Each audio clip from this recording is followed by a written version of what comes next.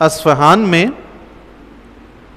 ایک رئیس آدمی تھا، اپنے محل میں دسترخوان پر اپنی بیگم کے ساتھ بیٹھا ہوا تھا۔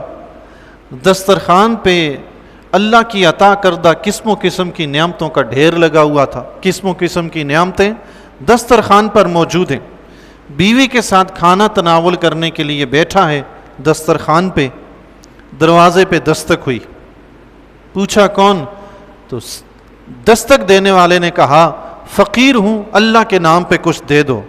اس رئیس نے بیوی سے کہا یہ سارا دسترخوان اٹھاؤ اور اس سائل کی جھولی میں ڈال دو۔ سبحان اللہ، وہ سارے کا سارا جو بھی پھل فروٹ کھانا دسترخوان پہ تھا، بیوی نے حکم کی تعمیل کی، وہ سارے کا سارا اٹھایا اور جا کر اس فقیر کے دامن میں ڈال دیا۔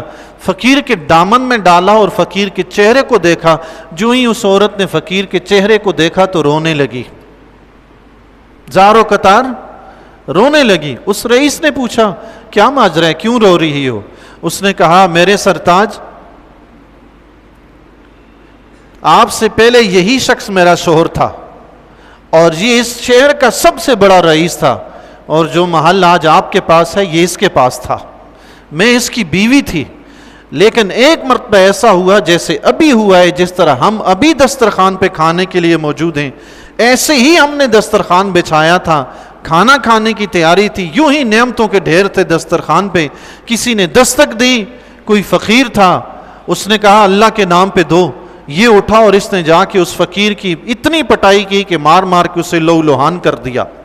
لیکن پھر اللہ جانے کہ اس فقیر نے کیا بد دعا دی ہے، ہمارے دن ایسے پھرے کہ یہ بالکل کنگال ہو گیا، اس کو اپنا محل بھی بیچنا پڑا، غریب اور کنگال ہوا، مجھے بھی اس نے طلاق دے دی، کچھ عرصے کے بعد اللہ نے میرا آپ سے نکاح کر دیا، یہ میرا سابقہ شوہر ہے۔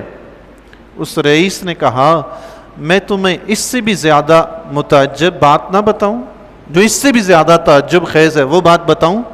بیوی نے کہا جی بتائیں۔ اس نے کہا جس فقیر کی اس نے پٹائی کی تھی وہ فقیر میں ہی تھا۔ اللہ اکبر، وہ فقیر میں ہی تھا، اللہ نے مال اس سے لیا مجھے دیا، محل اس سے لیا مجھے دیا، بیوی اس کی چھینی مجھے دی۔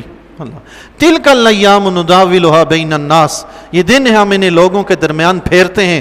یاد رکھیے یہ دنوں کا پھرنا انسان کے اعمال پر منحصر ہے، اعمال جتنے اچھے ہوں گے دن اتنے اچھے ہوں گے، بندہ اعمال سے پھرے گا رب دنوں کو پھیر دے گا۔ ہاں